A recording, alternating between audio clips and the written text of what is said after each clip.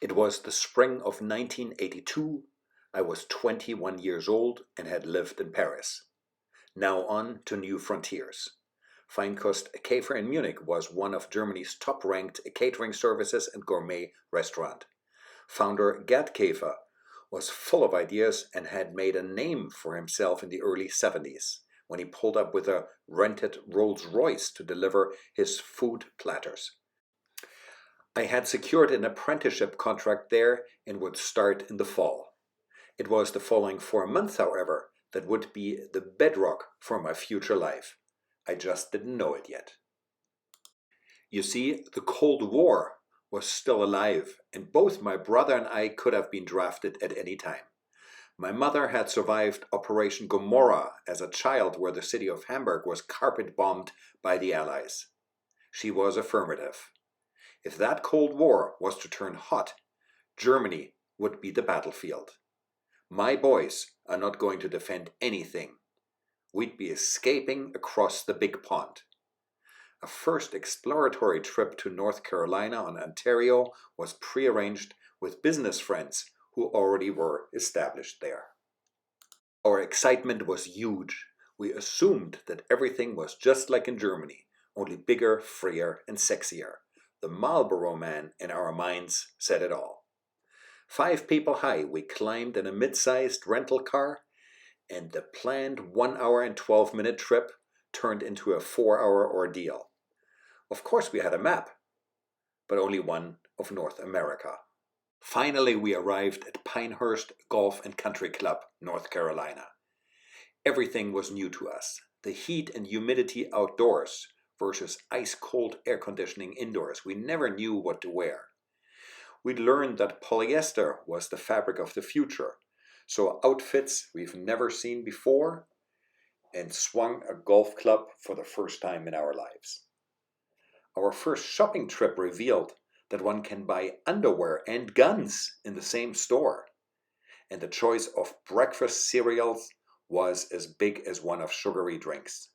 Maybe that was the reason we saw so many overweight people. How would these kids ever live a healthy lifestyle? It seemed like there were only 2 extremes, top shape or fat slob. What a world of extremes, we thought. On our way to Canada, we flew into Buffalo to cross the border in Niagara Falls. Deserted and decayed buildings in the US side would make us wonder if this was actually an alternative to Germany for us. What would Canada be like, we asked ourselves. What we didn't know was that the parkway leading into Niagara-on-the-Lake was a showpiece stretch of road maintained by the Niagara Parks Commission. We crossed the border and couldn't believe our eyes. Lush vineyards, fresh fruit sold roadside, colorful garden plantings, and immaculate bicycle trails. If this is Canada, then we want to be here, we said. Then we arrived in Niagara-on-the-Lake, one of the most picturesque little towns in the country. We were floored. Mr. Wiebe, my parents' fashion colleague from Germany, always said, "Go to where they grow wine. That's where the climate is good and the people work hard." Certainly something to be considered. He was invested in the Prince of Wales Hotel at the time and also owned fruit farms and leased them back to his Mennonite friends who, like him, came from Eastern Prussia after the war. Toronto was 1/3 of what it is today. City streets were extremely clean and the people were very polite. It seemed almost sterile for a big city. Good news, it had the highest tower in the world at the time, the CN Tower. Back in Niagara, we met a German-speaking real estate agent, and my parents, after less than a week, followed their gut feeling and purchased a bungalow close to the golf course, with a view across Lake Ontario.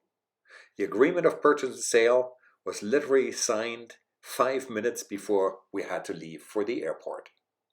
While my family flew back home, I had bigger plans. I was the proud owner of an American Airlines round-trip ticket including 6 stopovers of my choice, standby only. Fat people in Walmarts couldn't be the only thing this country would have to offer. A 3 month backpack trip all on my own had begun.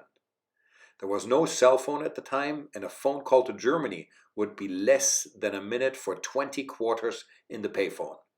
The only way to let my parents know that I was still alive was by sending postcards.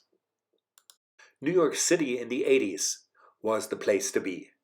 A future president would open Trump Tower, and I was waiting for a bus from Queens. Chicago, where the Blues Brothers had put their band back together, cars to dream of, powerboats, outfits on roller skates, beautiful cityscapes, and a Cadillac with vanity plates. I was there to take a picture. Laura da Costa was the daughter of an American diplomat stationed in Paris few years back. What a lucky coincidence, since I spoke better French than English.